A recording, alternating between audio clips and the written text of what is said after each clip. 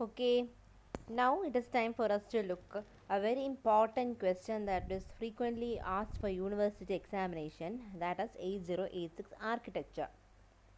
So in the last classes and all, we learned the various categories of buses, okay, that existed for any particular processor, okay, irrespective of what is the type of the processor you are going to use.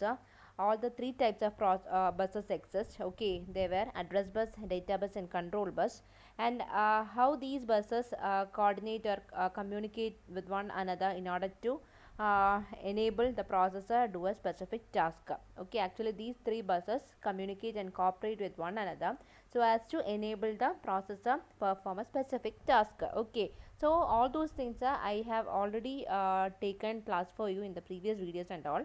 So now it is time for us to study in detail the architecture of 8086 processor. Okay, so the thing is that in the basic block diagram that I have explained you in terms of digital computer, that means in the last classes and all, I told you that this is a block diagram of a digital computer. So in that particular figure, we saw that there are three basic units for a microprocessor or otherwise a CPU. Okay, so don't think that only these three basic units comprises a processor. That means these three basic units are only there in a particular processor. Please don't think like that. Okay, so actually there are various other subunits also, okay, which comprises the architecture of 8086.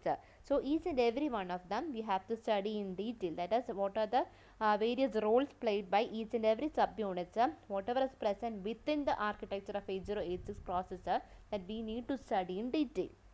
Okay, the thing is that I told you in the case of registers and all, actually it is a very short area of memory, okay, registers, but don't think that only a specific category of register is there in 8086. There are a variety, a large category of registers. That is, there is an explicit register set itself for 8086. Okay, there are different types of registers in 8086. Okay, although the memory space or the storage allocation space of registers is very less, we are having different types of registers in 8086. Okay, so each and every one of them we have to study in detail. Okay, so let us go back to the details of architecture of 8086. Before going on to the direct figure and all, okay, let us look on to what are the various features that is exhibited by the architecture of 8086. Okay, the first and foremost thing you have to say is that it is having a 16-bit ALU. Okay, why it has got a 16-bit ALU? The reason is that since we are having a 16-bit processor, okay, we already are aware that 8086 is a 16-bit processor. So how it became a 16-bit processor, those concepts and all we are already clear, okay, because it is having a 16-bit data bus. So at the time itself, through the 16-bit data bus, they are capable of receiving 16-bit of data, and hence they are capable of processing 16-bit of data at a time, and hence it is called a 16-bit processor. Okay, so the thing is that since the processor is capable of processing, otherwise since it is capable of receiving 16 bits of data at a time, it is having a 16-bit ALU that is capable of performing 16 bits of operations, arithmetic and logical operations at a time. Okay, hope it is understood. Then the thing is that I told you we are having a large set of registers. Don't think that since our register space is very lesser, we are having only a limited number of registers. Please don't think like that. We are having a large set of 16-bit registers. All those registers which are there in 8086 are all 16-bit. That means each and every registers is having a capacity of accommodating 16 bits of data or otherwise address, whatever it is. 16 bits of content can be accommodated in each and every registers whatever is there in 8086 register set. Okay, so we are having a large number of registers. All these registers will be studying in detail, but what all registers are there in 8086 architecture, each and every registers are of size 16 bit. That means 16 bit of content can be accommodated, whether it is data or address or whatever it is. 16 bit of content can be accommodated in each and every registers. Okay, hope it is clear. Third one is that third important feature that is provided by 8086 architecture is it supports a segmented memory. So in the basic block diagram itself, I told you Actually, the processor is not having enough memory space of its own, so you have to connect an external physical memory so as to load the program as well as data whatever is provided by the user. Okay, so the thing is that here the external memory is provided. Okay, physically itself the external memory is provided.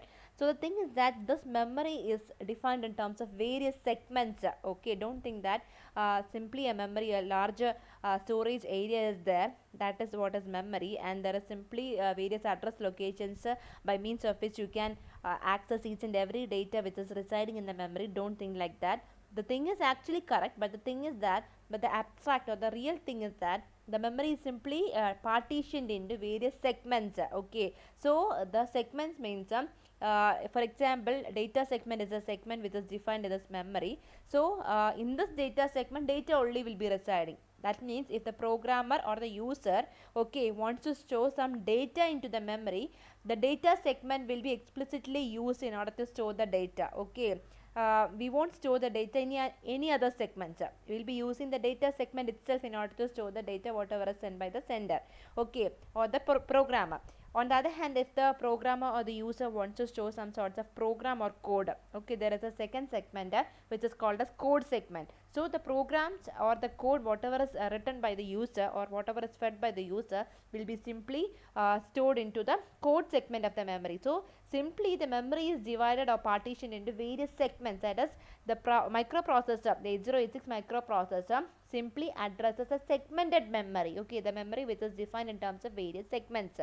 Okay, so the architecture of 8086 is designed in such a way that it is capable of accessing such a segmented address. And one more thing you have to notice that 8086 processor is capable of addressing 1 megabytes of memory. And I hope you are aware how we got 1 MB value. Okay, since 8086 processor is having a 20-bit address bus, okay, 2 raised to 20 is equivalent to around 1024 value, which is equivalent to 1 MB. Okay, so 8086 processor is capable of accessing 1 MB of memory. Okay, so this 1 MB of memory is defined in terms of various segments. Okay, so it is easy for us to define or otherwise allocate our content, whatever it is, data in or otherwise code or otherwise tag contents, whatever it is, whatever information or content is available with us, we can easily access, otherwise we can easily store those contents in the corresponding segments. Okay, so it will be easy for us to access in the future. Okay, the next one is that we are having a very rich instruction set. So I told you when I said something about the 8086 processor's features, that there are around 22,000 instructions for 8086 processor. Okay, so you might be aware on what is actually an instruction. We know that the processors are not having any brain or logical concepts of its own, so whatever they have to perform, what are the actual processes or otherwise procedures or tasks, whatever they have to perform, simply we have to write in terms of program and then feed it to them, then only they will be able to do the corresponding operations.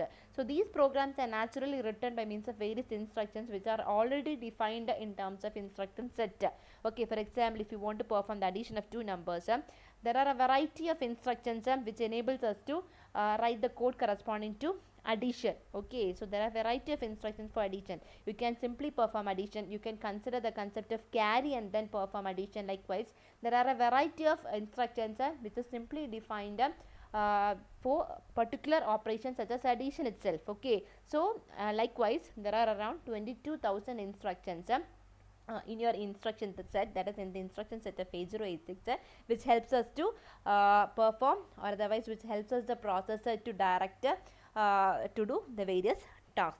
Okay, on the other hand, it's having a very powerful interrupt service. You know what is actually interrupt? Interrupt means breaking or stopping the normal control of an operation. Okay, whatever it is, we'll be studying it in detail, but simply you have to be aware that 8086 processor simply has a powerful interrupt structure. Okay, and also it is having a very powerful instruction queue. Okay, it is a very important unit which is present within the 8086 architecture, instruction queue. Okay, so this is quite helpful for us to do various tasks at a time. Okay, various operations to be executed in a particular instance of time. This instruction queue is very much helpful for us. Okay, so since 8086 architecture is having an instruction queue, it is quite helpful for us to do multiple tasks or concurrent tasks at a time. Okay, so now let us look on to the architecture of 8086. So see, let us look one thing. Okay, let me tell you one thing, that 8086 architecture will be asked for university examination for some 10 or 12 marks. Okay, it is a very important question and it's frequently asked. And also but the thing is that if it is asked for 10 or 12 marks, around 4 marks will be there for this particular diagram. You have to draw this particular figure. Okay, so 4 marks will be there for drawing this particular figure, and the rest of the marks, whatever it is, either it is 12 or 10, rest of the marks will be given for the theory portion, that is the content whatever you write corresponding to the architecture of 8086. So the thing is that you have to be thorough in drawing this particular figure. Okay, frequently you have to go on drawing and drawing so as to be thorough on how to draw this particular figure. It's very important and a frequently asked question. So the thing is that simply you have to frequently draw and study by heart how to draw this particular figure. Okay, so in order to explain the 8086 architecture, actually this 80 architecture is defined in terms of two units. Okay, 8086 architecture cannot be defined in straightforward manner because actually 8086 architecture is defined in terms of two units. Okay, so what are those two units? Is that it is the first one is bus interface unit. Hope it is seen in the left side of the slide. Okay, it is bus interface unit, and the second one is execution unit. Okay, so actually what all components or what all subunits are there in the architecture of 8086 simply falls under either bus interface unit or otherwise under execution unit. So there are two main units which is present in the architecture of 8086, or which simply defines the architecture of 8086. They are bus interface unit and execution unit. Okay, so what all subunits? Earlier in the basic block diagram of the computer, we saw that simply three units were there in the architecture of microprocessor. There were timing and control unit, ALU, as well as registers. Please don't think that these three units are only there in the architecture of 8086. There are some other units also. So ALU, timing and control unit, registers, like that, everything, whatever subunits are there, simply falls under these two units, bus interface unit and execution unit. So think what is happening is that actually the user or the programmer, okay, will be simply standing outside, going on feeding the instructions in terms of programs, so as to enable the processor to do the corresponding task. Okay, we need to do or we need to feed some sorts of programs so as to make the processor perform the corresponding task. For example, we want the processor to find the LCM of two numbers. Okay, so corresponding to that particular program, we have to find out the instructions what is sufficient for constructing the program in order to find the LCM of two numbers, and simply we have to feed the instructions one by one to the processor. So the thing is that each and every instruction will be collected individually, one by one it will be collected, and it will be received actually by the bus interface unit. That means bus interface unit is responsible for communicating with the external world, that means with the physical world. Okay, with the programmer or with the user, the bus interface unit will be directly communicating. Okay, don't think that the execution unit will be communicating. Actually, execution unit is lying in the inner part of the 8086 architecture. They simply focuses on executing or processing your task. Okay, actually the bus interface unit is responsible for cooperating or communicating with the external world, that is the users and the corresponding programmers, whoever is standing outside. Okay, so whatever instructions or whatever programs it is given by the user in terms of instructions is simply collected one by one individually, and then it is fed into the instruction queue. Okay, hope it is clear for you. It is seen by you. This is instruction byte queue. Okay, so this instruction byte queue is actually of size 6 bytes. That means 6 bytes of instructions only can be fed into this queue at a particular time. Okay, you know what is the principle of a queue. Queue is simply working based on the principle first in first out. Okay, first in first out principle it is going to follow. So the thing is that whatever instructions is fed by the programmer or the user will be simply collected by the bus interface unit, and it will be loaded into this particular queue. Okay, don't think that whatever instructions are fed by the user will all be collected in this particular queue, because the queue size is just the 6 bytes. Okay, 6 bytes only is they can accommodate. Okay, so the thing is that until they are capable of loading 6 bytes of instruction, they will be buying each and every instruction from the user. Okay, in the next moment, the first instruction, okay, first in first out principle is followed by this queue. So the first instruction, whatever was fed into this particular queue, will be simply transferred into the second unit, which is the execution unit. Okay, so the first instruction which was already fed into the instruction queue, okay, will be simply passed into the execution unit. Okay, there are various subunits which are present in the execution unit. They will be combinedly working together in order to execute that particular instruction. But the thing is that when that particular first instruction has gone to the execution unit for its execution, okay, a vacancy will be coming in the instruction queue.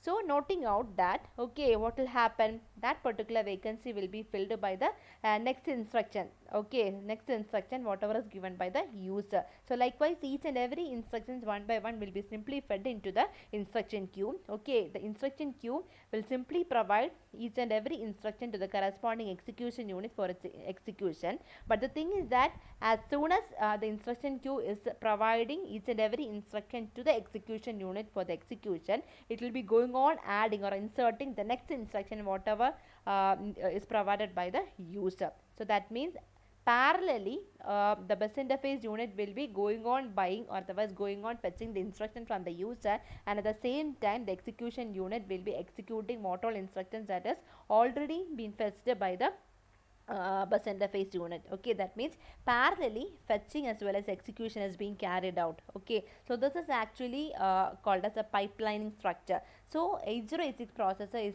capable of supporting pipelining architecture or pipelining mode of operation only due to the reason that they are supported with two different units, that is bus interface unit and execution unit. Since there are two units which is cooperatively working together, this particular architecture of 8086 is capable of performing two operations at a time, that is fetching of instruction as well as executing of the instructions which were already fetched. Okay, so the thing is that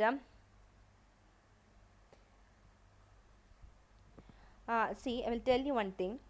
Actually, in the case of 8085 processor, okay, I told you in some context or in the other context and all, we have to somewhat compare our 8086 processor with 8085 processor. There is no need to study in detail about 8085 processor, but in some context or in the other, we have to simply compare 8085 with 8086 processor. Okay, so in the case of 8085 processor, they followed actually a sequential mode of operation. Okay, sequential mode of operation. You know what is actually sequential mode of operation? Okay, what is sequential mode of operation? I hope it is aware for you. That means one by one only the operations will be carried out. That means the first operation will be executed, and in the second step only the second operation will be considered, and in the third step only third operation will be considered. Likewise, okay, so why 8085 processor followed a sequential manner of operation? Because there were no specific units, that means there were no specific units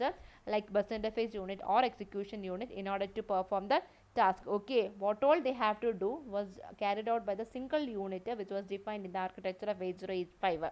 Okay, so the thing is that for example,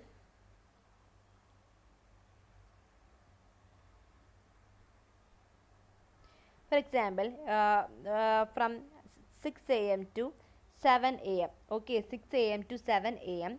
The first instruction was fetched. Let me denote it as F1. Okay, the first instruction was fetched. Okay, so after this process only, okay, that means after the fetching of that first instruction from 7 to 8 a.m., this corresponding instruction will be executed. That is sorry.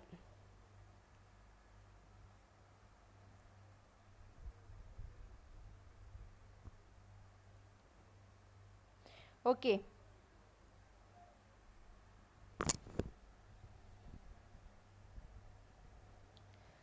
So the thing is that the first instruction I told you,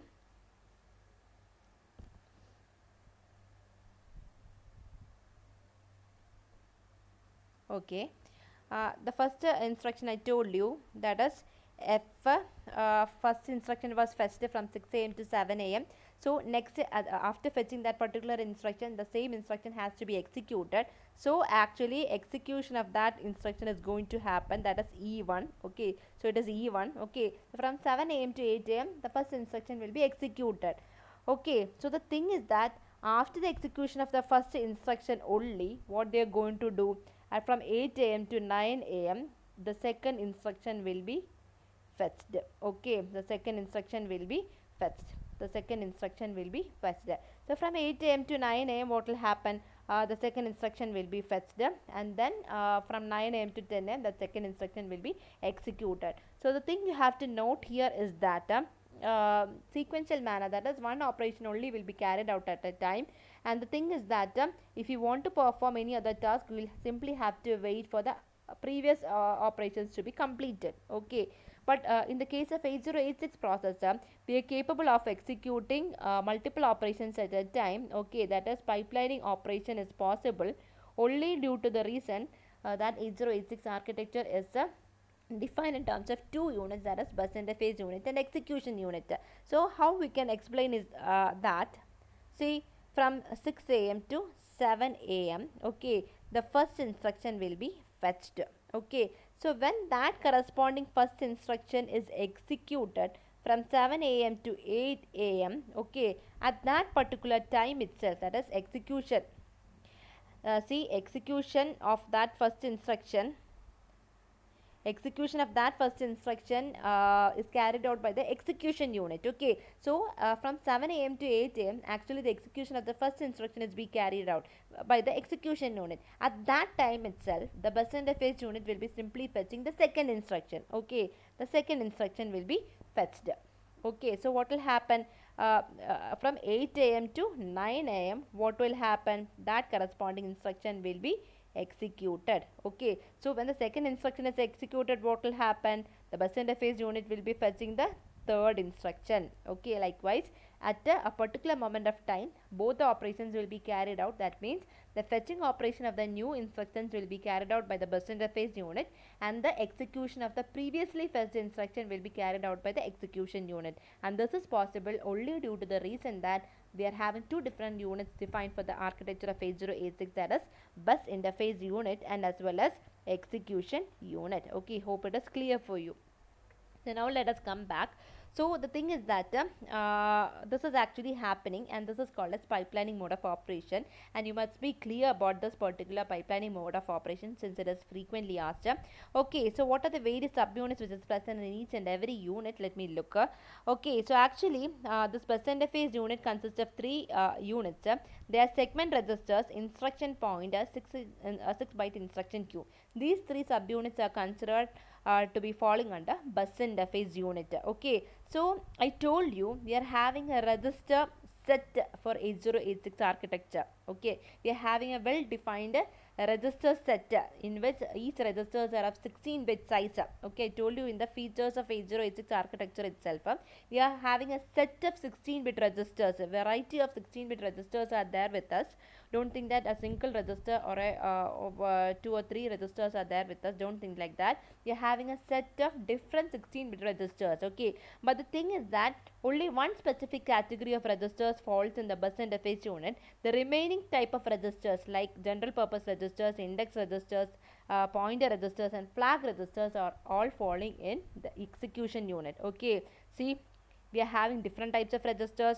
The segment registers alone, that is code segment, CS, DS data segment, tag segment, SS, ES extra segment. So these four registers, that means the segment registers are all falling in the bus interface unit. On the other hand, the general purpose registers like AX, BX, CX and DX, then the pointer registers like stack pointer and base pointer, SP and BP, the index registers, source index and destination index registers, and also the flag registers are all falling in the execution unit. Okay, so you should be aware on that. So actually we are having a very limited storage space in the registers, but the thing is that we are having a we are having more number of registers. So that is, we are having a well defined set of registers. But we have to note one more thing, each and every registers are of size 16-bit. That means each and every registers are capable of accommodating 16 bits of content in it. Okay, So the bus interface units having segment registers, instruction pointer, and 6 bytes instruction queue.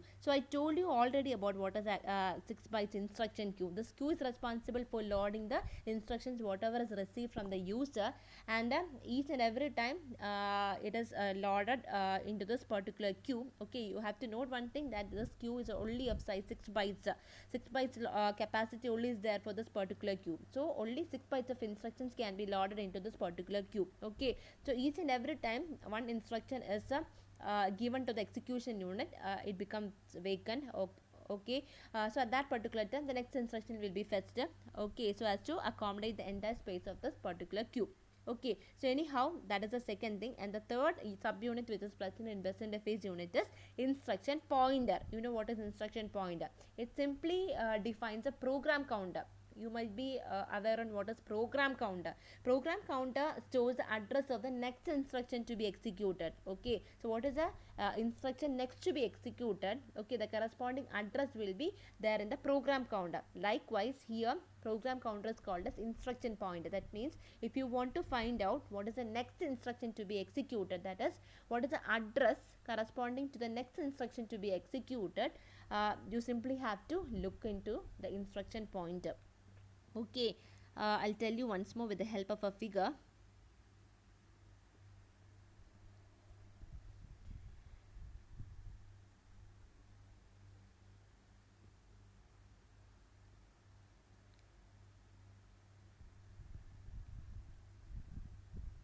Okay, so if this is your instruction pointer, or otherwise a program counter, if it is holding a value 2000, okay, 2000, I told you addressing are all there. Okay, so if this is your memory, okay, it will be defined in terms of various address locations or memory location.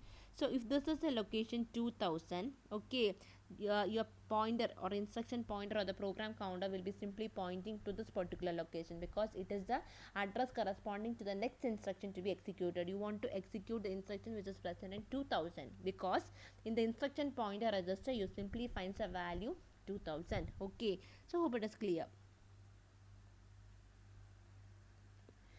So actually these three subunits are there in the bus interface unit, that is a segment register, instruction pointer, and the instruction queue. Okay, so almost about the instruction pointer and the instruction queue, you might have understood what is actually their role. Okay, but the details of these segment registers we need to study. Okay, so actually we are having four segment registers: code segment, data segment, stack segment, and extra segment, namely CS, DS, SS, and ES. Okay, so we are having four segment registers. The thing is that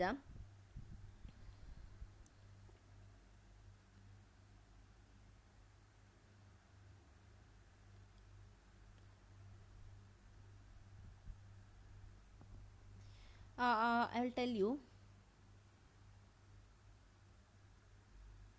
See, I told you our 8086 processor needs the support of an external memory so as to load the program as well as data whatever is given by the user. Okay, the processor requires an external memory, or otherwise a physical memory, which is of size 1 MB.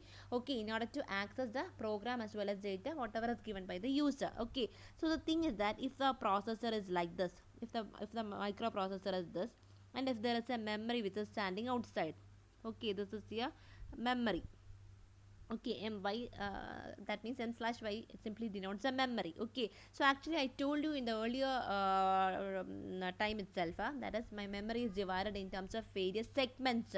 Okay, so we are having four types of segments. Don't think that only these four types of segments are defined for our memory. There are still more types of segments, but we have to define only segments corresponding to this particular registers. That is, only these four segments need to be specified at this particular context, that is code segment, data segment, stack segment, and extra segment.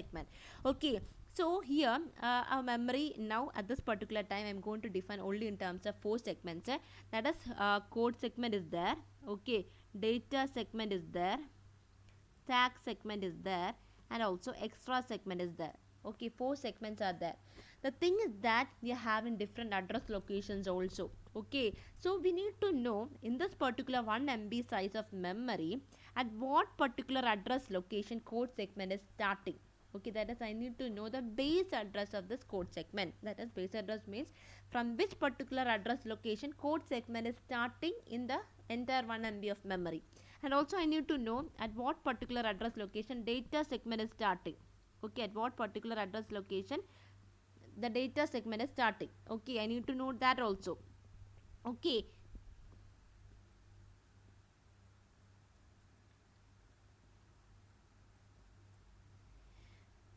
Okay, so the thing is that the corresponding address location where the data segment is starting also need to be aware, and likewise is the same situation for stack segment as well as extra segment. So the segments whatever is there in this particular memory, we need to know the starting address of each and every segment.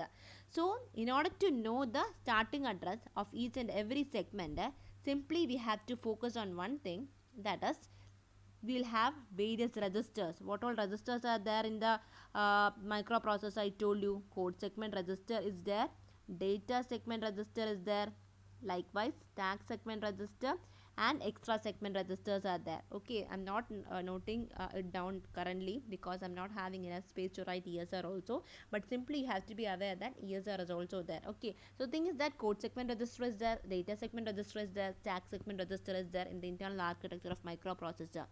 So actually these registers are each of 16-bit size. Simply looking onto this code segment register which is of 16-bit size, you will be able to know what is the starting address of code segment in the memory.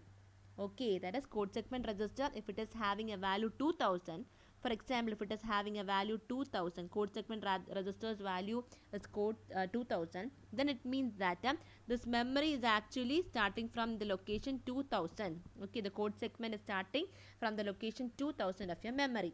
Okay, if the data segment register is holding a value 3000, then what does it mean? In your memory, okay, the data segment is starting from the address 3000. Okay, likewise each and every register, each and every segment register of your microprocessor simply defines the address. Okay, simply defines the address by which the corresponding segments of your memory is going to start, or otherwise it simply holds the address. Each and every registers, each and every segment registers of your microprocessor simply holds the address value of each and every segments of your memory. Okay, so actually whatever code is given by the user will be stored in the code segment. Whatever data part or data or otherwise data related information is given by the user, or otherwise the ALU or otherwise the processor, will be stored in the data segment. And on the other hand, whatever stack related information is given by the user, that means temporary storage concept is called as stacker. So whatever stack related information is there in the there to be stored, it will be simply stored in the corresponding stack segment. Okay, hope it is clear for you. And likewise extra segment, one more segment is there, that is extra segment.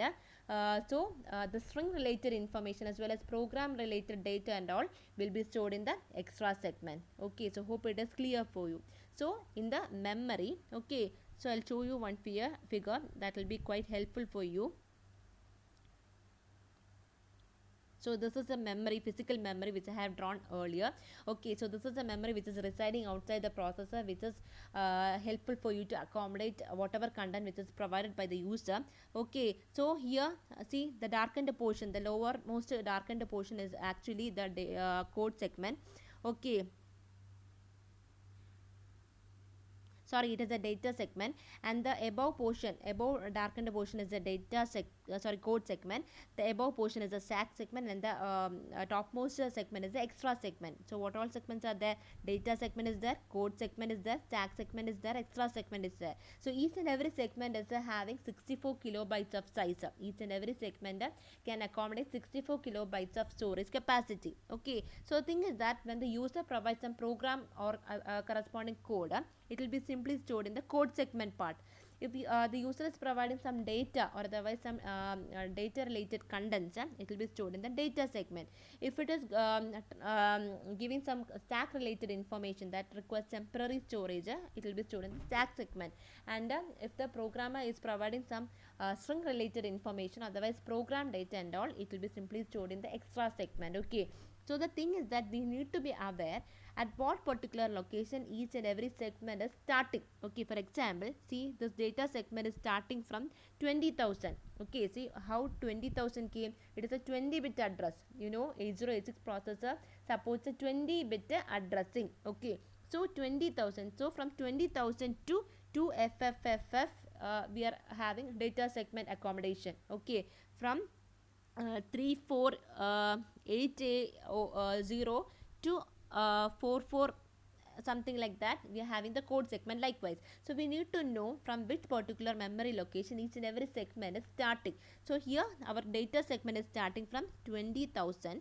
So this 20,000 value can be seen in the data segment register of your memory. That means in this particular architecture of 8086, if you are simply looking into this particular area, okay, in this particular area, this ds, okay, ds will simply hold a address 20,000 address value will be there in this particular ds. So the processor will be capable of understanding that your data segment, the memory is having the data segment in from starting from 20,000 address location. So whatever data or otherwise whatever information related content need to be accessed, you can simply go into that particular memory location, that is 20,000, and from there you can access it. The processor will be aware.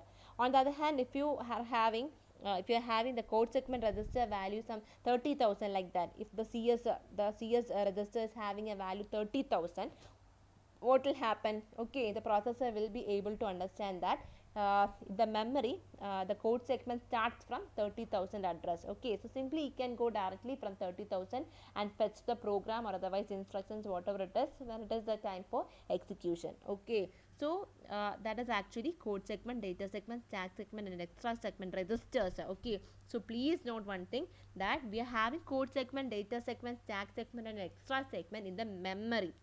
The corresponding segment registers are there in this particular figure. Okay, in the corresponding architecture we are having the segment registers. See, in this particular figure they haven't written registers, they have simply given CS, DS, SS, and ES. Actually it is the segment registers, that is CSR is there, that means code segment register is there, DSR is there, data segment register is there, SSR is there, stack segment register is there, and ESR is there, that is extra segment register is there. They simply allocate the addresses. They are not having any contents, they are not having any code or data part in this particular registers. Simply they are having the address values of the memory corresponding to each and every segment. Okay, you are having segments in your memory, physical memory. Okay, so corresponding to that particular segments, what are the base address or what are the starting address of each and every segments in your memory simply can be viewed from this segment registers. Okay, so that's all about the bus interface unit. One more thing I want to say you is that what are the important operations which are carried out by the bus interface unit, that too you need to be aware. Okay, bus interface unit, actually a physical address calculation will be carried out in this particular unit. That means we need to access the memory, our instruction as well as data are all residing in the memory, so physical address need to be calculated. Okay, that is done by the bus interface unit, and how this procedure is carried out, that I'll tell you in the later classes. Okay, then since we are having a 6 bytes instruction queue, it is easy for us to perform the combined operation of fetching as well as execution at the same time itself. Okay, and the bus signal is made available in order to do the complete operation. Okay, and also it supports a segmented memory. Okay, see, I told you the physical address calculation as well as the segment registers concept are all said in the bus interface unit. See, you are having your segment registers and all in the bus interface unit. So the memory is capable of being addressed in terms of segmented memory only due to the reason that you are having various segments in your architecture, that is in the bus interface unit of your architecture. Okay, so hope it is clear for you. So in the next class we'll study about the second unit of the 8086 architecture, which is execution unit. Okay.